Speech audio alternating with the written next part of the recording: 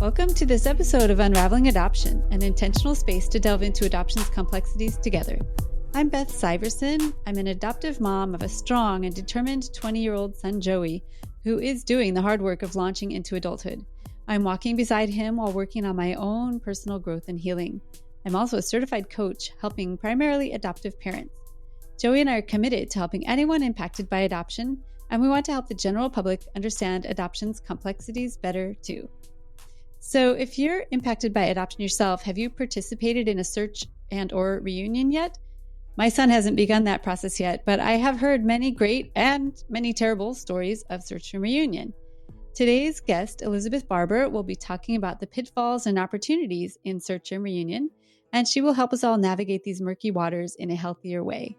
Elizabeth is an adoptee who has been in reunion with her birth parents and 11 siblings since 1999. And she is also an adoptive parent of a young daughter who is in touch with her birth family. She serves the community as a shamanic practitioner and coach, helping people access messages from the spiritual realms and helping them create meaningful rituals in their life. Her book is called Sacred Celebrations, Designing Rituals to Navigate Life's Milestone Transitions. Perhaps we'll even learn some rituals around search and reunion. So welcome to Unraveling Adoption, Elizabeth. Glad you're here. Thank you so much, Beth. I'm delighted to talk with you. Thank you for being here. Well, first, why don't you just tell us about your childhood and your adoption story? I like to do that to make sure adoptees get to share their story first. Thank you. I was adopted during the days of closed adoptions. So I was adopted in 1970. I was about 2 weeks old, raised as an only child by my mom and dad. I always knew I was adopted. They talked about it. I don't ever remember not knowing that I was adopted. It was just good. Okay. A matter of fact, which was good.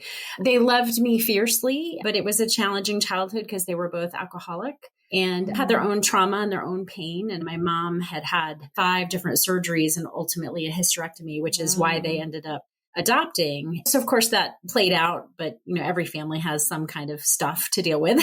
Yes. But yeah, so I was very loved though. I was raised in Connecticut, had a pretty normal growing up, I guess I would say. But then when it was our turn to have a family and I was unable to have children, I did end up having a hysterectomy, but not before we adopted. But yeah, so I ended up going a similar path to forming my family. Okay. Very good.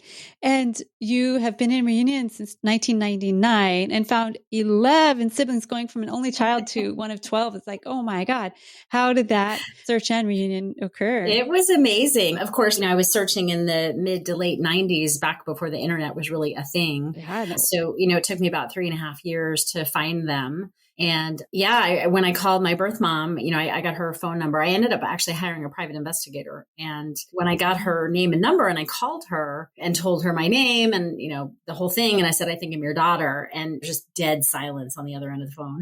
And I was like, oh my gosh, is she going to hang up on me? And finally she spoke and she said, I've hoped and prayed that this day would come. Oh, phew.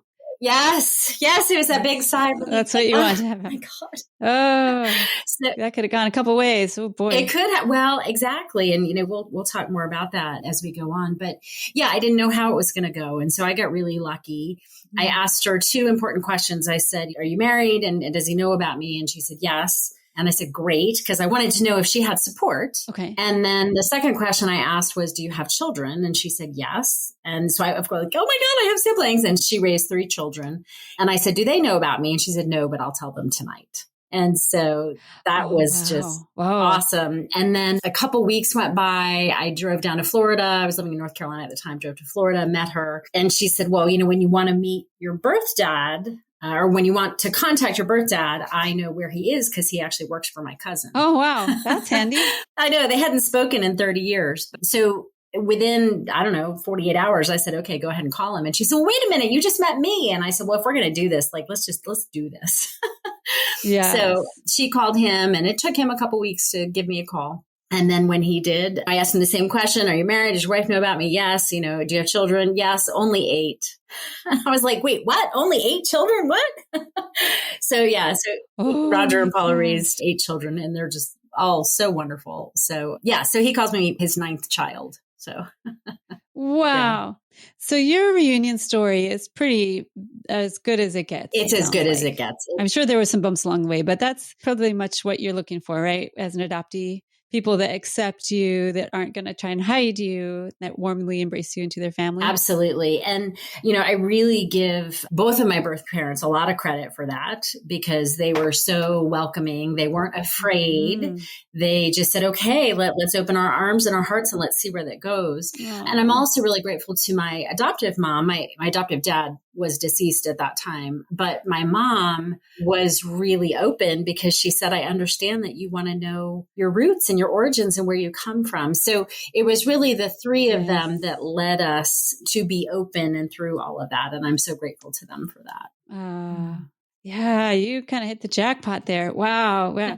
I'm sure you've heard other people's story. And it's not like a competition or anything. No trauma Olympics here, but I'm sure you've heard things go south in other people's reunions and I've heard lots of different ways this can go. Absolutely. Yes. I've had lots of friends and colleagues and clients over the years who have either had total dead ends and had no contact, like they tried to, but maybe a family member was deceased or they were rejected. They said, no, I don't want contact. Mm-hmm. And then other people who have had contact, maybe once or twice, or maybe even a couple years, and then it fizzles out. And those stories are really painful.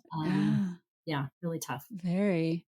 My son hasn't started looking yet. He's willing to when he's ready. Right now, he's focusing on other things, but I've always known that would be a thing. And I've always told him, when you're 18, I'll help you find your birth family, whatever you need. And it's hard for me to understand. I know some adoptive parents are like, no, we're your only family. How dare you? And I just don't get that. I don't know. You knew they had another family when you adopted them. What did you think? You could keep them from them forever? That seems very unfair. So it's so true. And I think my adoptive mom, was probably scared that she was going to lose me to my birth family. And instead, I think what happened is because she was so loving and open and accepting, that she gave me the room that I needed to develop my relationship and to, sort of solidify my identity, who I am in the world. And it's almost as though it made us closer. I don't think I could have predicted that, but. Interesting. So if any adoptive parents are like, I don't want to go there, it might make you closer. And if you push away, it will definitely not make you closer. That will definitely close some doors for your relationship with your child. So yeah, openness is really, really important. And I know you're writing a book about reunion. Does it have a title yet? I have a working title, but I haven't shared it publicly yet. So I'll wait. I'll let you know. So a mysterious titled book about reunion. And what kind of things will you be covering in the book? What angle are you taking with it?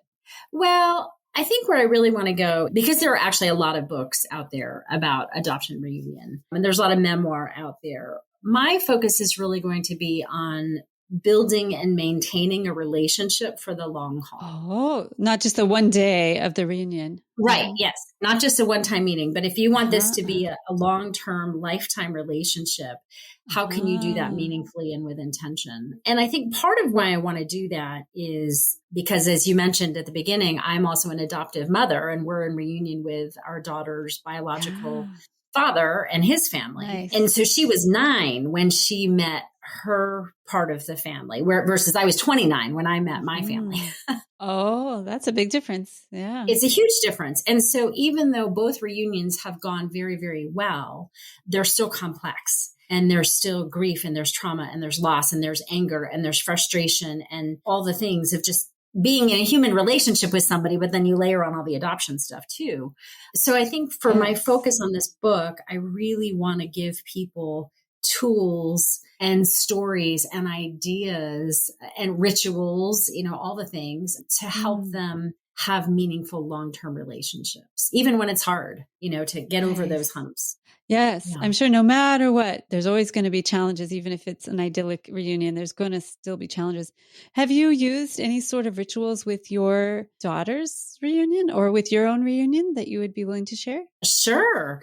Well, as far as rituals go, the book that I just wrote, the Sacred Celebrations book, I wrote a lot about gotcha days, when parents are meeting their children and they're forming families, whether they're infants or they're older children adoption, really honoring and celebrating not only the gotcha day, but then the anniversary of that every year. And I interview a couple of my clients in the book and they share their stories, which is really great.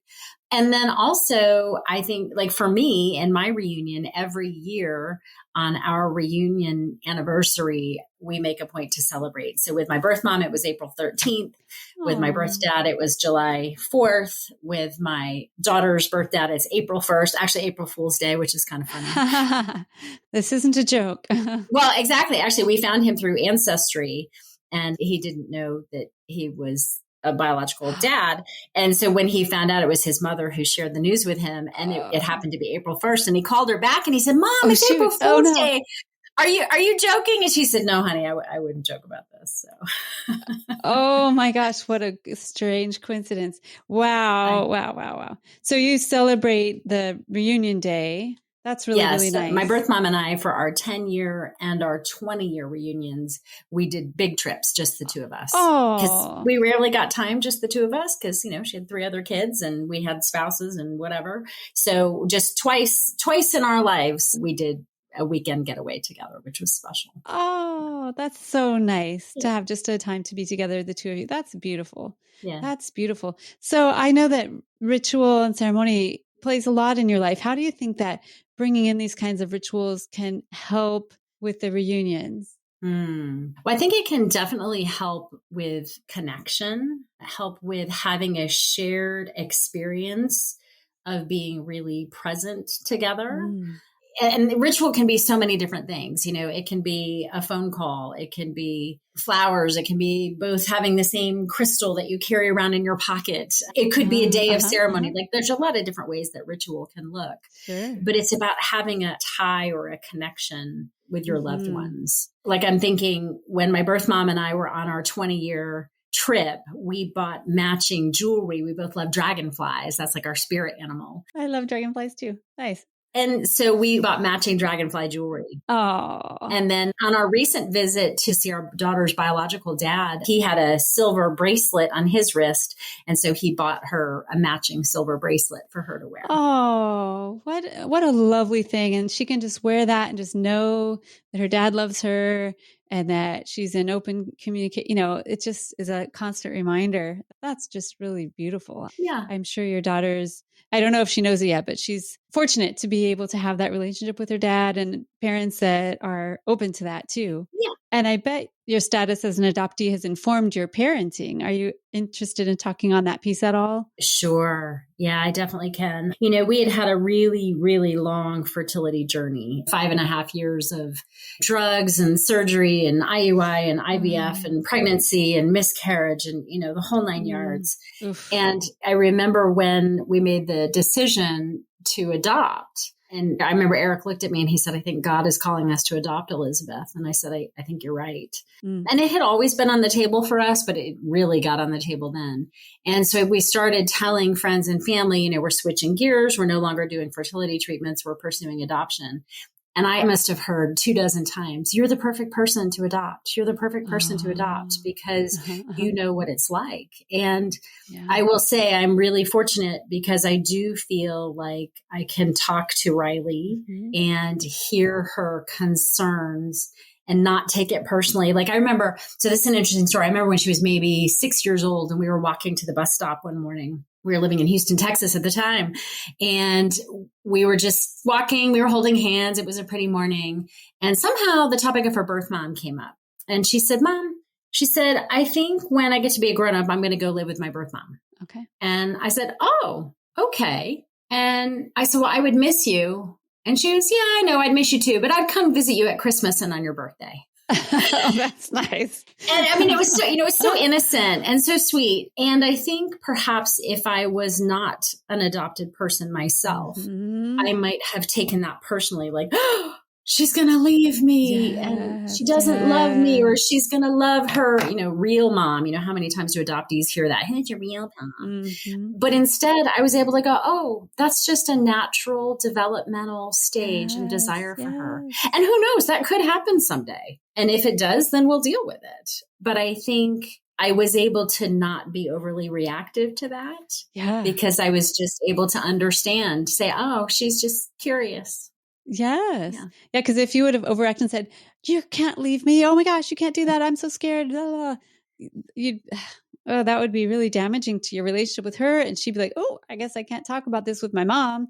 That's an off limit topic, I guess. So that would have shut that down. So good job. And that is a good example of ways we adoptive parents can be with our kids. And she probably would come visit you more than Christmas and your birthday. I would hope so. Maybe Easter, maybe Valentine's Day. Yeah. Yeah, right. One thing I'd love to share that was really helpful to me many years ago. I attended a family constellations workshop with a family constellations facilitator. Are you familiar with that work? No, I know about adoption constellations. Is it an adoption kind of thing, or is it outside of adoption? No, it's outside of adoption. So family constellations, the best way I know how to describe it, it's as though the soul of a family travels through generations together, and that we come together to do work together in different generations. So that a lot of times in the present day generation, we may be carrying around trauma from our parents or grandparents or great grandparents. And that when it shows up, it's being revealed to be healed. And the family constellation work can help us to do that. Oh, wow. I think you would actually be really interested in it. Oh, I totally get that. I'm doing that right now with my great grandmother. Okay. So at any rate, so I went to this family constellations workshop, and I was having an issue at the time with my adoptive mom and my biological mom. And I was feeling like this torn loyalty between the two of them. And I remember him saying to me, the facilitator, he said, Elizabeth, the truth of the matter is you have 4 parents. And I just kind of looked at him and was like, what? What do you mean I have 4 parents? No, I don't. I have 2 parents. He said, no, you have 4 parents. You have your mom and dad who raised you, and you have your biological mother, and you have your biological father. And that was the first time that someone had spoken the truth, capital T, to me in that way. And it really settled into my bones and into my being. And so now that's how we're raising our daughter. You have 4 parents. You have mommy and daddy, and then you have your birth mom, and you have your birth dad. Oh, that's beautiful. Yes. And all 4 are playing a role, whether they're present or not. You get the genes, and you also get the lived experience of, so there's intergenerational trauma that can come all directions, right? Yes. You get it all the different ways. Yes. But also the gifts and the knowledge and the wisdom and the traditions from all 4 parents. That is really beautiful. And I bet you're seeing that is helping your daughter grow up knowing she's embraced by all 4 parents. Yes. And is living out the results of all 4 of you. That's beautiful. Yeah. Well, do you have any advice for adoptive parents besides what we've already shared about being open? Is there any other specific advice if your kid is wanting to start searching, or, our role in this whole search and reunion process? Yeah, I think a couple of things. First of all, I think getting support is key. I think so often members of the adoption triad, we operate in a vacuum. And yet when we talk with other people who are like us, other adoptive parents, other biological parents, other adoptees, we go, oh, okay, you understand me. We have a connection that we don't share with the rest of the world. And so I think getting support, whether it's through friendships, support groups, or whether it's working with an adoption professional, I think that's really important as you're navigating reunion, because it can be a minefield. It can definitely be a minefield. Definitely. I think talking with other people who've had the experience and hearing both the positive stories, knowing what's possible, it's possible that this could be really positive and loving and open. And then also hearing the hard stories. Like it's possible that there may not be contact, there may not be ongoing communication, there may not be a relationship. And educating yourself. I think one of the things I did when I was going through search and reunion, I read every book that was out there. There's been a lot more literature that's come out in the last 25 years, but back in the day, there were probably 24 books, and I was going to conferences and I was talking to other people because I wanted to immerse myself in that supportive community. So I think educating yourself, and really it's also doing your personal work, especially for parents. I think, you need to have a therapist or a coach or a healer or somebody who can help you look at your stuff, because reunion brings things up. It brings up fears and anxieties and worries and lots of positive things too. But having a professional to support you, I think is really important. Well, and you and I have both been through infertility, which is a major grief that our culture doesn't really acknowledge. So I always encourage adoptive parents to really work on that if that's part of their journey, to go get some help through I don't know, EMDR coaching, your shamanism probably would help that. There's all sorts of modalities. Find one and start working on that. It's one of our books in our book series is going to be about infertility and getting that out there in the adoption community a little bit more because no one talks about that. So I want to talk about that. So true. I think that's good. That's a major thing. And then kids that are born after infertility or brought into a family after infertility are very affected by that. So, so doing our own work, adoptive parents. Yes. Doing our own work. That's really good. Any advice for the birth parents that might be listening? Because I'm not a birth parent, I'm not speaking from my own experience, but I will tell you that my birth mom, who actually just passed away this past year, that I was lucky to have 24 years with her.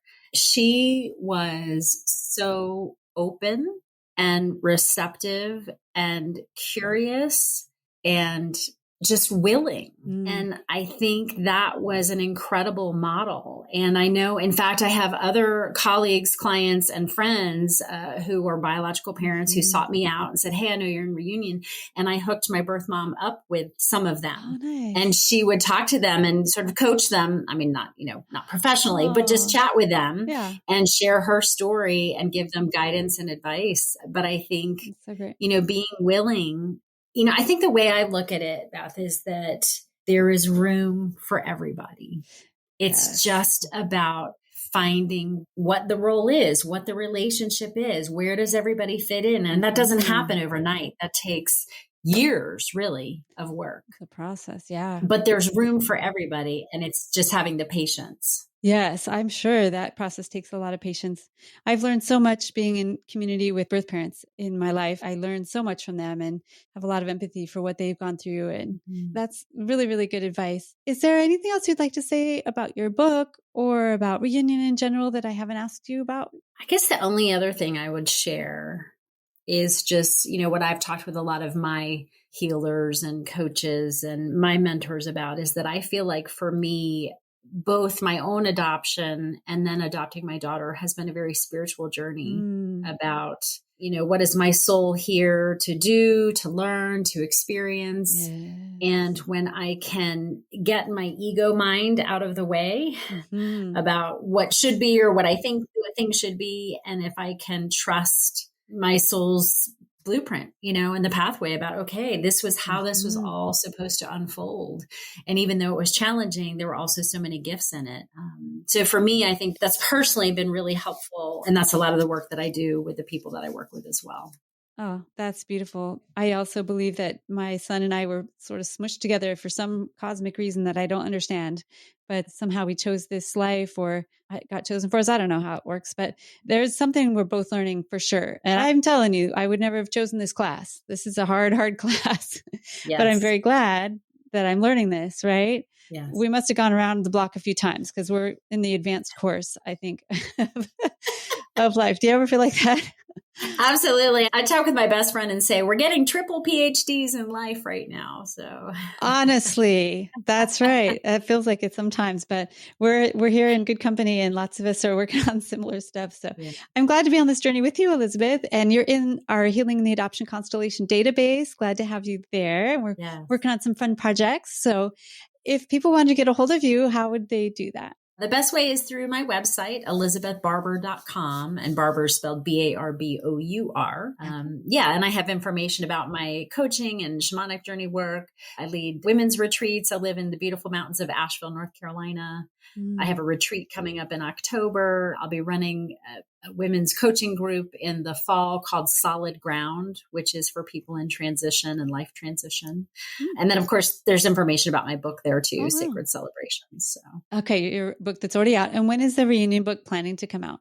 Well, I'm officially kicking off writing it on Monday. I'm starting to interview people for it. So I think the book will probably come out in 2026. I think it's probably going to take me about 12 to 18 months to write it. But it took me 7 years to get the other book out. So I figure if I can get this one out in 2 or 3, it'll be good. Okay. Are you still looking for interviewees or are you all full up? I am. Yes. And I'm interested in interviewing all members of the triad. So adoptive parents, biological parents, and adoptees, specifically who are in reunion. Okay. So if you've already been in reunion, no matter how well it went, yes, Elizabeth wants to talk to you, right? Yes. Yes. That's great. Yeah. And just contact me through my website. Okay. Well, thank you for your work on that very important topic. It's such a critical piece for many, many adoptees and birth parents and adoptive parents. And it's something we all need to be carefully considering. So thank you for doing that book. And I will check out your other book too. And I really appreciate all of the resources you're providing for the community. Thank you so much. Great to know you. Thank you for all you're doing too, Beth. I'm so happy our paths crossed. Yes, definitely. And listeners, after you go check out Elizabeth's offerings at elizabethbarbour.com, go check out what we've got going on at unravelingadoption.com. The biggest thing we have right now is this new book coming out, Adoption and Suicidality.